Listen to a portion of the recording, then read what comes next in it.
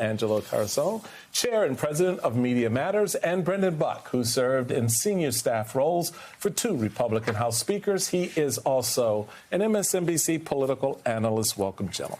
Brendan is our resident congressional guru here. A lot of former staffers and a chairman around the table.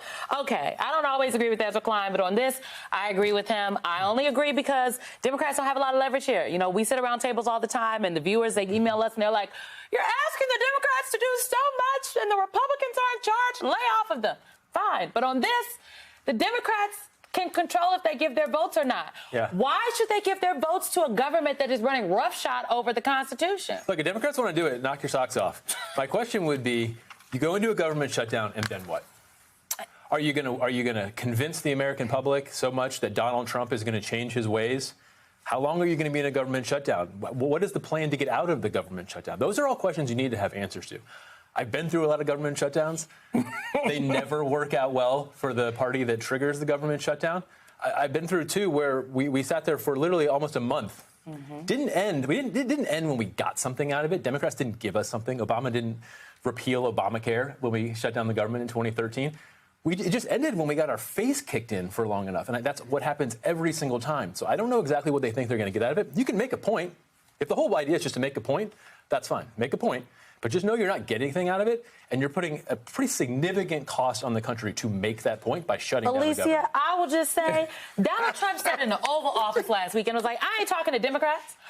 So, I think at least you should force the president to speak to you, because that's how this works. In what universe am I going to rally my caucus for some votes, striking a deal with Johnson, and the president is like, F these Democrats? Nancy Pelosi didn't talk to Donald Trump for like a year and a half. That's just how it operated. They can fund the government without talking to Donald Trump. They did it last time. So, yeah. But the funding of the government is not really what we're talking about here, not at least in sort of the Ezra Klein argument, which I also want to say in terms of his intellectual honesty. I appreciate that he makes the case for this, and then at the end is like, I mean, but I don't really know, guys. Like, maybe this is a terrible idea, because he's not the one who's actually going to have to operationalize, and he's not the one who's going to have to message run. It's easier to write an op-ed about this than it is to actually do it. I think the thing that he is getting right, the piece of it that doesn't speak to everything that you were laying out, which I also think is right, is that it's an attentional opportunity. It's an attentional event. And we're living in a chaos environment where it is so hard to focus people and get their attention that if Democrats were to have an opportunity, this is most likely it. Yeah, I mean, that is it. I mean, the piece really was about how it was calling for a government shutdown, but what it was basically saying is that there are no good options and everything is bleak.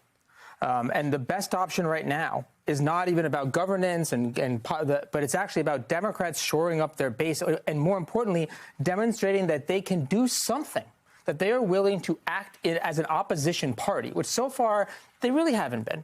And, there are reasons for why they didn't do this action the first time. I get the challenge here. But the through line of the piece is essentially they need to win an argument. It's about attention. And what he basically says is that this only really matters is if you recognize this one little bit of power that you have in a moment. And I think this is a lot of stuff in the article was important.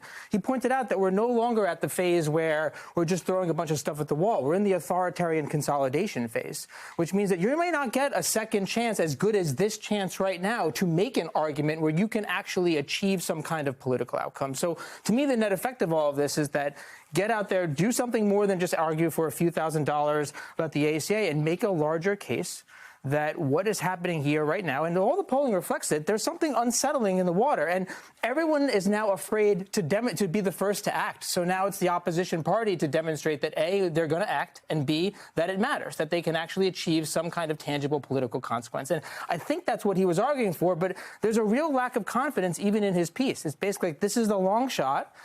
It presumes a lot of things about messengers, and more importantly, something that I've been hammering about is that Trump has narrative dominance. I mean, even the people that were criticizing him about Epstein are still criticizing him about Epstein, are in a quantum state. They are still supporting him and yet criticizing him at the same time. And this is why it's important for Democrats to win this attention argument, because there are people that are willing to make a jump, but you got to give them something to jump to. And this is kind of one of those moments. I could not agree with that more. Very well stated. And I think it sort of sums up, in many respects, the plight that Democrats find themselves in. I find it all to be rather hysterical, because Democrats could message themselves out of a bag that was opened at both ends. at this point. I'm not sorry. going to let you slander my Well, I'm not Democrats. slandering. I'm just putting a fact on the table.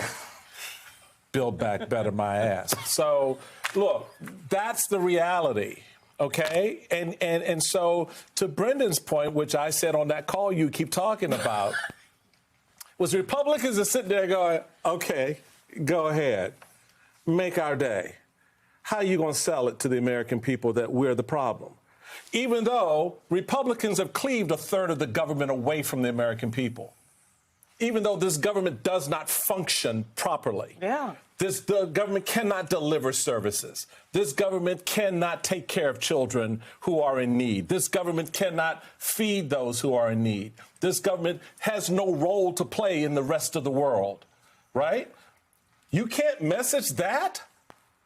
Seriously? I think that they can. Why are they so scared? So Brendan, I mean, the Republicans, we sit here and we look at this and go, okay, you want to do this, make the play, make the case. Mm-hmm. So what is the case? Well, that's my question. What is it that you're asking for? If you want your vote to fund the government, what are you asking for? I haven't heard that from anybody. Donald Trump's doing this, Donald Trump's doing that. Okay, well, what are you asking him to do? And what do you think is actually achievable? Parties make the mistake when they believe in the righteousness of their cause so much that they believe the country is just going to be at their backs and the other party is going to crumble. That does not happen. That is not how government shutdowns work. All we're talking about how the government is shut down. And I promise you, Donald Trump is going to make it a very painful government shutdown. And Democrats probably don't have the stomach to have that fight. I've never seen a minority win that fight in the first place. But I also don't know what the government shutdown is over specifically. I know lots of things that we're upset about. But what are you asking for? What's your vote for? Haven't heard that. And until you can articulate that, how are you going to win an argument that has the nation at your backs and they're going to rally to your side? That just doesn't happen. Can you make the case, Simone? I think that's a very important. But I think that Democrats have a list of things privately that they have said that they would like. And I think that the problem is that there is not, what I've heard from a lot of Democratic lawmakers is that publicly they are all lock and step behind their leadership. Schumer and Jeffries are doing everything that they can. They're in a tough position, blah, blah, blah, yada, yada, yada, great leaders.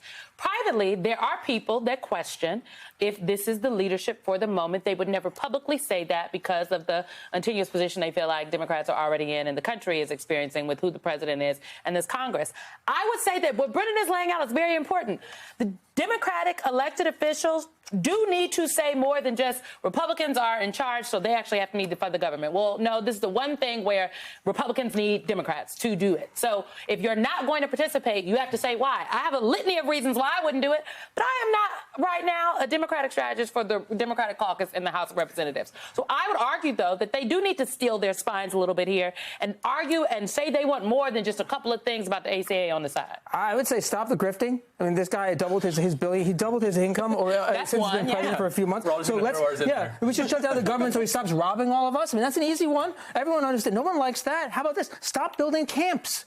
Stop building camps. And the third thing is stop building toys, military toys. I mean, they're gonna retape a whole bunch of cars in D.C. so that they have ice on the side of them, protecting democracy. It's gonna cost hundreds of millions of dollars. I mean, they're gonna waste money so that they can play tough. And I think what Democrats can demonstrate is they shouldn't do pie in the sky. They shouldn't lean into the narrative about them, which is that they're weak and too academic. Right. What they should say is that they're robbing us, they're bad, he's a bad guy, we can do something about it, and that's why we're gonna shut down the government. And by the way, all this other incompetence, that will come along with this. We can negotiate that inside, but nobody really cares about Also, release the Epstein files. Maybe they can there you go. Well, but I think to that point, Alicia, to all of the points, narratively, if I'm messaging this, I'm going to look at a camera and I'm going to say, Donald Trump has been threatening and taking from you. And we will no longer allow that to happen.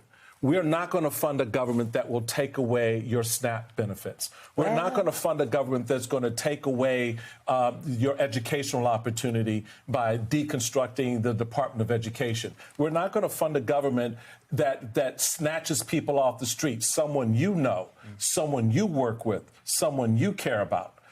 What's wrong with that messaging? How difficult is it to deliver that messaging?